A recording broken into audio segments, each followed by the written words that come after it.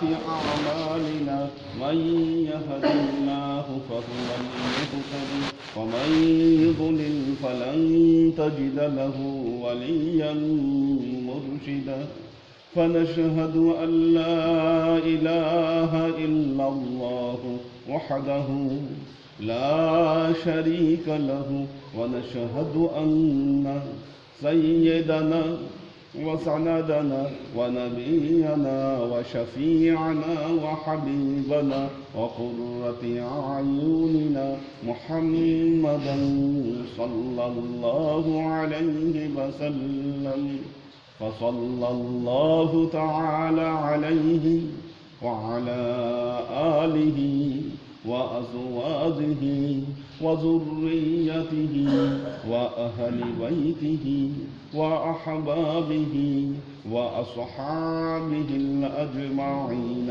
إلى يوم القيامة.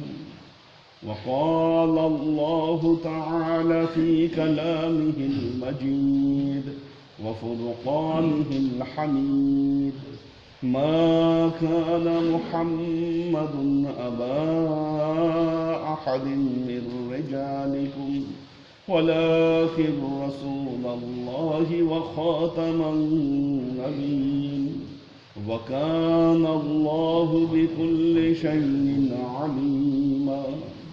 إن الله وملائكته يصلون على النبي يا أيها الذين آمنوا صلوا عليه وسلموا تسليما.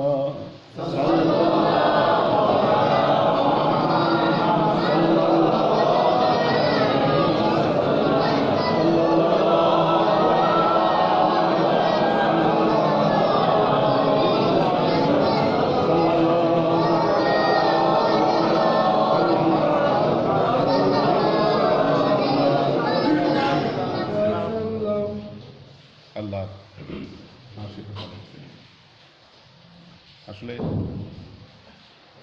লালকুঠি দরবারের সাথে একটা গ্লোবাল কানেকশন প্রয়োজন আছে। এর আগে ইরাকের সাথে আমাদের একটা কানেকশন মোটামুটি হয়েছে, একটা যোগাযোগ আছে। আজমিরের সাথে ভাবে ছিল না। আজমির আমি এই পর্যন্ত 3 বার গেছি, গত 2 বার গিয়েছিলাম, তো সেরকম কোনো অভিজ্ঞতা হয়নি।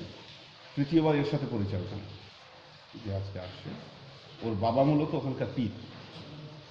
আজমিরের খাদেম যারা তারা সবাই কিন্তু পীর না, এর বাবা হচ্ছে পীর, অর্থাৎ ওই তরিকা খুব ভালো জাজ্জল আলেম ওনার আব্বা, আর ডক্টরেট করে ডক্টরেট। এবং আজমিরের ওখানে একটা গোপন রুম আছে, ওই রুমের চাবি এরা মেনটেন করে, তার মানে খুব পাওয়ারফুল লাগছে। আমাকে ওই রুমে নিয়ে গেছে। খাজা মঈনুদ্দিন চিশতি রহমতুল্লাহ হাতে লেখা কোরআন শরীফ আছে ওখানে, ওনার বেশ কিছু আসবাবপত্র ওখানে রাখা আছে। তো একটা স্পিরিচুয়াল যে কানেকশন, বিষয়টা কীরকম, আমি আর কামাল পাশে গেছিলাম ইন্ডিয়ায়, বা কামাল পাশে নিয়ে গেছিলাম। তো ওখানে আমি বলতেছিলাম যে আব্বার কবরের জন্য যদি একটা গিলাপ পাওয়া যেত তো ভালো হতো। কামাল পাশা বললো যে আমি বলি। আমি বললাম না থাক, ওরা এমনি অনেক সম্মান করছে, দরকার নেই, কারণ নামাজ পড়ছে, একদম ভিতরে নিয়ে গেছে ওরা। ওদের একটা বিশেষ অনুষ্ঠান হয় প্রতিদিন মাগরিবের সময়, এই অনুষ্ঠানটা হয়, অর্থাৎ কমন ভিজিটারদের জন্য ভেতরে ঢোকা বন্ধ হয়ে যায়, কেউ ভেতরে ঢুকতে পারবে না। এবং ওখানে ওরা ঢুকে, ওই সময়টা একেবারে পিন ড্রপ সাইলেন্ট, ভেতরে ওরা রোশনি জ্বালায়, কি ওখানে কী কী বলে, এবং রোশনি জ্বালায়। ওই অনুষ্ঠানে নিয়ে গেছে। ওখানে ঢোকা খুব কঠিন কাজ, ওখানে সাধারণ মানুষ অ্যালাউ না ওই জায়গায়। তাই আমি বললাম যে থাক, দরকার নেই। যখন বিদায় নিয়ে চলে আসতেছি, তখন এই যে আব্বার কবরের উপর এখন যে গ্লাভটা আছে, এটা সে আমার হাতে দিয়ে দিচ্ছে। আমি কিন্তু বলি না,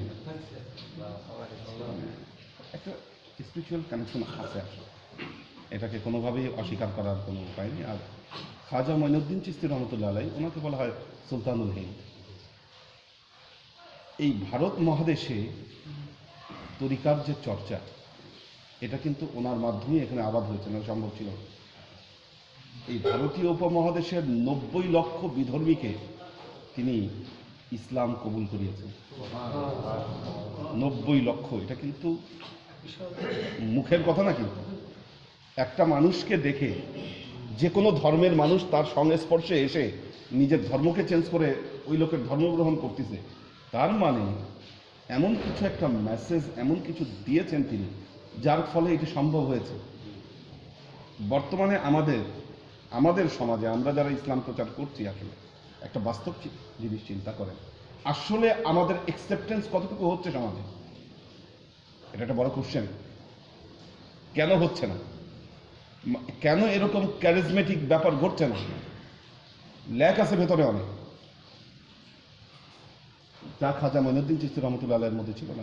এই যে হযরত শাহজালাল ইয়ামিনী রহমতুল্লাহ আলাইহ, এত কঠোর জীবন, কঠোর সাধনার জীবন উনি পালন করেছেন। ইবনে বতুতা আপনারা জানেন, ওই বিশ্ববিখ্যাত পর্যটক ইবনে বতুতা যখন বাংলাদেশে আসছিলেন, তখন তার সাথে হযরত শাহজালাল ইয়ামিনী রহমতুল্লাহ আলাইহির দেখা হয়েছিল। উনি সফরনামায় ইবনে বতুতায় এই কথা উল্লেখ করেছেন, এবং শাহজালাল ইয়ামিনী রহমতুল্লাহ আলাইহির সম্পর্কে তিনি উল্লেখ করেছেন, ছিপছাপ চেহারার একজন লোক, শুকনা চেহারা, শরীর। হ্যাঁ, ইরান থেকে আসছে। তো খাজা মঈনুদ্দিন চিশতি কিন্তু ইরানের, সানজার, বর্তমান যেটি সিস্তান, ইরানে। আচ্ছা, তো এবং হযরত শাহজালাল ইয়ামিনী রহমতুল্লাহ আলাইহি উনি খাইতেন শুধুমাত্র ঘি খাইতেন, ঘি, নর্মাল খাবার গ্রহণ করতেন না, বিয়ে করেন নাই, সিম্পলি ঘিয়ের উপর চলছে। কত কঠিন সাধনা! তার স্পিরিচুয়াল পাওয়ার দেখেন, যখন বাংলাদেশে আসছে, গৌর গোবিন্দকে তো কেউ হারাতে পারছিল না। একমাত্র সম্ভব হয়েছে ওনার স্পিরিচুয়াল পাওয়ারের জন্য, এছাড়া সম্ভব ছিল না। কাজে এই যে স্পিরিচুয়ালিটি, এটার দরকার আছে। এটা ছাড়া একটা সমাজকে, একটা নেশনকে ব্যাপকভাবে পরিবর্তন করে দেওয়া সম্ভব নয়, এটা ইম্পসিবল ব্যাপার। আপনি ওয়াজ নসিহত, বহু মানুষ ওয়াজ করতে পারেন, বক্তা বহু আছে, তুখোর বক্তা, যেই বক্তার ওয়াজে হাজার হাজার মানুষ আসে, লাভ কি? আপনি বক্তব্য দিলেন, আপনি তুখোর বক্তা হলেন, বক্তব্য দেওয়ার পর আপনার প্রশংসা করলো সবাই, বাহ খুব ভালো বক্তব্য দিয়েছে। আপনার সেই বক্তব্য দিয়ে যদি মানুষের জীবন পরিবর্তিত না হয়, মনে রাখবেন ওই আসলে সেই বক্তব্য দিয়ে আমি নিজে বাহবা পেলাম, মানুষের মন রঞ্জন করলাম, কিন্তু হেদায়েতের পথে প্রকৃতভাবে একটা মানুষের জীবনকে পরিবর্তন করে দেওয়ার জন্য সেটি কতটুকু কার্যকর হলো, এই বিষয়গুলো চিন্তার বিষয়। আর এটাকেই অর্জন করতে গেলে আপনাকে স্পিরিচুয়ালিটি অর্জন করতে হবে, নাহলে কোনো উপায় নেই। আধ্যাত্মিক চর্চা ছাড়া, আধ্যাত্মিক সাধনা ছাড়া কোনো উপায় নেই। তো এই জন্য একটা কানেকশন দরকার, একটা কানেকশন দরকার আছে। এটা শুনতে হবে তারা কি বলে। তো আল্লাহ আশেক ও সালেক দিন, যেহেতু আজকে রাত হয়েছে, সূরা নূরের ব্যাখ্যায় আজকে ঢুকব। অত্যন্ত বড় বিষয়, একটা আউটলাইন দেব আজকে জুমায় যে বিষয়টি আলোচনা করেছিলাম, তাসবিহ। মেয়েরা তো মিস করতেছে। আল্লাহ রাসূল নামাজের শেষে সুবহানাল্লাহ, আলহামদুলিল্লাহ, আল্লাহু আকবার, এই বিষয়টি বলার ব্যাপারে অত্যন্ত উৎসাহিত করেছেন এবং বলেছেন যারা এই কাজটি করবে সকল উম্মতকে ছাড়িয়ে যাবে। এখন প্রশ্ন হচ্ছে, হাদিস অনুযায়ী আসলে নামাজের পরে পড়ার জন্য আমরা কি দোয়া পাই, কি দোয়া আমাদের পড়া করণীয়? আল্লাহ রাসূল কি পড়তেন? রাসূল পাক সাল্লাল্লাহু আলাইহি ওয়াসাল্লাম ফরজ নামাজ শেষ করে যেই দোয়াটি প্রথম করতেন, আস্তাগফিরুল্লাহ বলতেন 3 বার। এটি এই জন্য বলা প্রয়োজন, কারণ নামাজ শেষে দেখছি একটা বিক্ষিপ্ত ভাব, আপনাদের নির্দিষ্ট কোনো আউটলাইন নাই আসলে কি করা উচিত। হাদিস অনুযায়ী আল্লাহর নবী নামাজ সালাম ফিরিয়ে বিপরীতমুখী হতেন, এটা কিন্তু আল্লাহ নবীর সুন্নাত। নামাজ পড়ে অডিয়েন্সের দিকে মুখ করে আল্লাহ রাসূল বসতেন, ঘুরে বসতেন। প্রথমে আস্তাগফিরুল্লাহ পড়তেন, 3বার লিখে রাখেন কেউ, অন্ধকার তো কেন লিখবে, বাবুকে বলবো লিখে দিয়ে দিতে। 3বার আস্তাগফিরুল্লাহ বলার পরে কিছু দোয়া আছে, যেমন একটি দোয়া আল্লাহ রাসূল প্রায় সবসময় বলতেন, আল্লাহুম্মা আনতাস সালাম ওয়া মিনকাস সালাম তাবারাকতা ইয়া যাল জালালি ওয়াল ইকরাম। এই দোয়ার পরে লা ইলাহা ইল্লাল্লাহু ওয়াহদাহু লা শারীকা লাহু লাহুল মুলকু ওয়া লাহুল হামদু ইহয়ী ওয়া ইমীতু ওয়া হুয়া আলা কুল্লি শাইইন কাদির। আল্লাহুম্মা লা মানি'a লিমা আ'তাইতা ওয়া লা মু'তি লিমা মানা'তা ওয়া লা ইয়ানফা'ু জাল জাদ্দু মিনকাল জাদ্দ। কি এই দোয়া। এরপরে আয়াতুল কুরসি।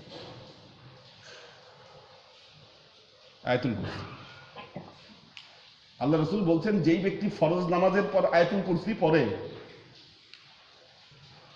যেই ব্যক্তি ফরজ নামাজের পর আয়াতুল কুরসি পড়ে, ও জান্নাতে যাওয়ার জন্য ওর একটাই বাধা যে সে মরতেছে না।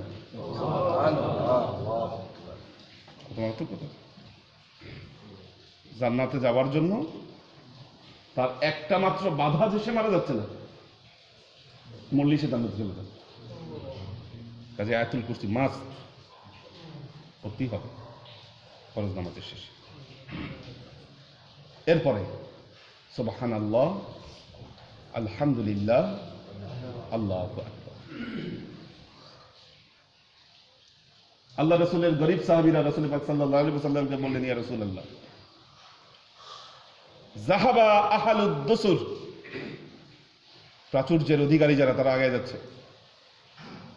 ইয়ানি আল আমওয়ালু বিল উজুর, অর্থাৎ তারা তাদের মালের দ্বারা সাধনার পথে এগিয়ে যাচ্ছে, আমরা তাদের সাথে পারছি না। ইসাল্লুনা কামা নুসাল্লি, আমরা যেমন নামাজ পড়ি ওরা সেভাবে নামাজ পড়ছে। ইয়াসুমুনা কামা নাসুমু, আমরা যেভাবে রোজা রাখি ওরা সেইভাবে রোজা রাখে। ওয়াহুম ফুজুলুম বিল আমওয়াল, কিন্তু মালের দিক থেকে তারা এগিয়ে গেছে, মাল খরচ করে তারা আমাদের চেয়ে এগিয়ে যাচ্ছে। আল্লাহ রাসূল বলেন, আলা আদুল্লুকুম আলা আমালিন, আমি কি তোমাদেরকে এমন একটি আমলের কথা বলবো না, তোমরা যখন সেই আমলটি করবা, ওই আমল করলে তোমরা সবাইকে ছাড়িয়ে যাবা, এমনকি দুনিয়ার কেউ তোমাদের সমপর্যায়ে আসতে পারবে না। এই ধরনের একটা আমলের কথা কি তোমাদেরকে বলে দিব না? মেয়েরা মিস করতেছে, খুব জরুরি ক্লাস হচ্ছে। আচ্ছা, ওই যে কোনো ক্লাস আপনারা মিস করলে সেটা শুনে নিতে পারবেন, এই ব্যবস্থা করা হয়েছে। প্রত্যেকটা ক্লাস আপনারা ইউটিউবে পাবেন, ক্লাসগুলো ইউটিউবে পেয়ে যাবেন। সেটা হচ্ছে ইউটিউবে একটা চ্যানেল আছে, ইউটিউবে গিয়ে সার্চ দিবেন যে আহসানুল হাদি লালকুঠি দরবার। কারেন্ট আসছে নাকি?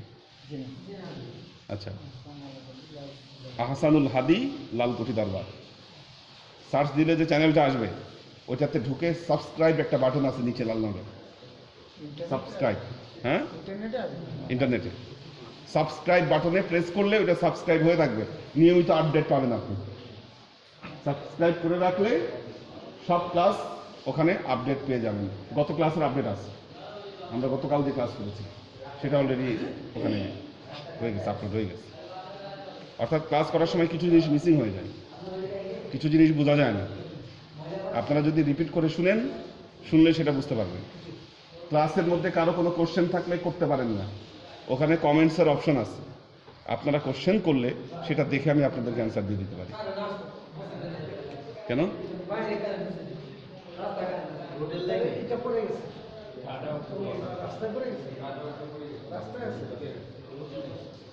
হ্যাঁ,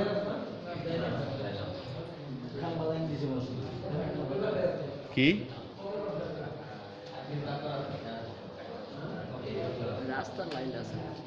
আশেপাশে বাসায় আছে নাকি?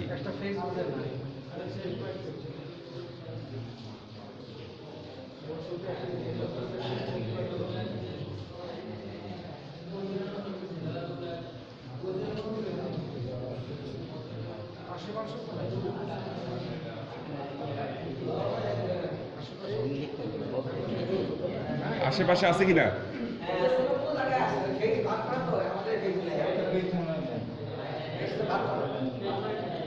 কে ভাগ করছে ফেজ? কেমনে, কিভাবে?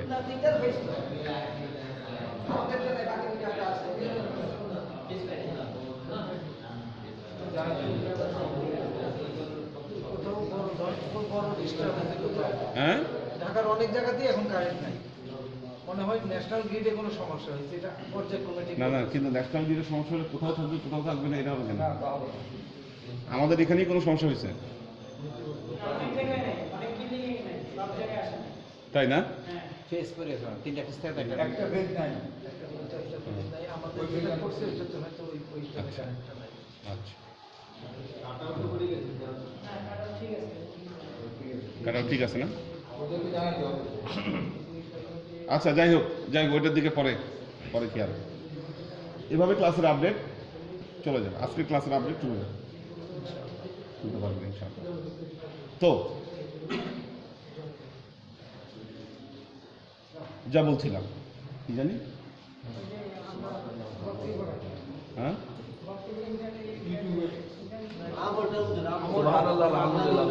সুবহানাল্লাহি আলহামদুলিল্লাহি আল্লাহু আকবার। আল্লাহ রাসূল বললেন, আমি কি তোমাদেরকে এমন আমলের কথা বলবো না যে আমল করলে তোমরা সবাইকে ছাড়িয়ে যাবে? সাহাবীরা বললেন, বালা ইয়া রাসূলুল্লাহ, হ্যাঁ ইয়া রাসূলুল্লাহ, আমরা জানতে চাই সেই আমল কি। আল্লাহ রাসূল বললেন, তুসাব্বিহুন তুহমাদুন ওয়া তুকবিরুন দুবুরা কুল্লা সালাতিল মাকতুবা সালাসা ওয়া সালাসিনা মাররাতান। আল্লাহ নবী বললেন যে তোমরা প্রত্যেক নামাজের শেষে 33 বার সুবহানাল্লাহ, 33 বার আলহামদুলিল্লাহ এবং 33 বার আল্লাহু আকবার। আরেক হাদিসে রাসূল পাক সাল্লাল্লাহু আলাইহি ওয়াসাল্লাম বলছেন, প্রত্যেক নামাজের শেষে তোমরা 33 বার সুবহানাল্লাহ, 33 বার আলহামদুলিল্লাহ, 33 বার আল্লাহু আকবার। কত হলো? 99 মাররা, 99 বার হলো। এই 99 বার বলার পরে যেই ব্যক্তি 100 পূরণ করবে, কি দোয়া দিয়ে? লা ইলাহা ইল্লাল্লাহু ওয়াহদাহু লা শারীকা লাহু লাহুল মুলকু ওয়া লাহুল হামদু ওয়া হুয়া আলা কুল্লি শাইইন কাদির। এই কথা বলে, এই বাক্য দিয়ে যেই ব্যক্তি 100 পূরণ করবে, আল্লাহ তার পূর্বের জীবনের সমস্ত গুনাহকে মাফ করবে। যদিও সেই গুনাহ একেবারে পাহাড় সমান হয়, সমুদ্র সমান হয়, তারপরে আল্লাহ সেই গুনাহকে মাফ করবে। কাজেই নামাজ শেষে আমাদের এই জিকির, এটা অত্যন্ত জরুরি। আল্লাহ নবী, আল্লাহ রাসূল সবসময় কি করতেন? এরপরে করতে হবে দোয়া, এরপরে করতে হবে মোনাজাত। তিরমিজি শরীফের হাদিস, আল্লাহ নবী বলতেছেন, আস-সালাতু মাসনা ওয়া মাসনা, নামাজ হবে 2 রাকাত 2 রাকাত, ওয়া তাশহাদু, এরপরে 2 রাকাতের পর হবে তাশাহুদ। আর এইভাবে নামাজ শেষ করার পর আল্লাহ নবী বলতেছেন, তোমরা সালাম ফেরানোর পরে 2 হাতকে এমনভাবে একত্রিত করবা কি বুতুনিহা মুস্তাকবিলান ইলা ওয়াজহিক, যেন 2 হাতের পেট তোমার মুখের দিকে থাকে, এইভাবে 2 হাত তুলবা এবং সে যেন বলে ইয়া রাব ইয়া রাব, এইভাবে আল্লাহর কাছে এক একটা জিনিস যেন সে চায়। অমাল্লাম ইফআল, যেই ব্যক্তি এই কাজ করলো না, ফাহুয়া খাদ্দাজুন, আল্লাহ নবী বললেন তার সমস্ত নামাজই বিনষ্ট হয়ে গেল। অফি রিওয়ায়াতিন, না ফাহুয়া কাজা ওয়া কাজা, প্রথমে আল্লাহ নবী বললেন যে তার এই হবে, ওই হবে, কি হবে এটা উল্লেখ নাই। অফি রিওয়ায়াতিন ওহুয়া খাদ্দাজুন, আরেক রিওয়ায়াতে বর্ণিত হচ্ছে তার পুরো নামাজই বিনষ্ট হবে। এই জন্য যে আহমকগুলা বলে যে নামাজের শেষে দোয়া নাই, এগুলো আসাধ্য আহমক। কোথায় এসেছে এই হাদিস? তিরমিজি শরীফ, কিতাবুস সালাত, কিতাবুস সালাত। আমি বলে দিচ্ছি, একেবারে সবই বলে দিচ্ছি। তিরমিজি শরীফ, কিতাবুস সালাত, বাবুল খুশু ওয়াল খুজু ফিস সালাত, এই অধ্যায়ের মধ্যে এই হাদিসটি বর্ণিত হয়েছে। কাজেই নামাজ পরবর্তীতে আমাদের কর্মকাণ্ড হচ্ছে এই। আর এই দোয়াগুলো আস্তেও বলা যায়, জোরেও বলা যায়, উভয় অপশনই আছে। এই যে দোয়াগুলো পড়বেন, এটি আস্তেও বলা যায়, জোরেও বলা যায়, উভয় অপশন আপনাদের জন্য খোলা আছে। আল্লাহ আমাদেরকে তৌফিক দান। বাবু, এটা রেকর্ড হয়েছে? হ্যাঁ, আচ্ছা, যদি কারো লেখার দরকার হয় ওই রেকর্ড থেকে শুনে লিখে দেবেন, এটা আপলোড হয়ে যাবে। বারাকাল্লাহু লানা ওয়া লাকুম ফিল কুরআনিল আযীম ওয়া নাফা'ানা ওয়া ইয়্যাকুম লা আয়াতি ওয়া যিকরিল হাকীম ইন্নাহু তাআলা জাওয়াদুন কারীমুম মালিকুল রাউফুর রাহিম। ও সবাই সূরা ফাতিহা 4 বার, সূরা ইখলাস 9 বার,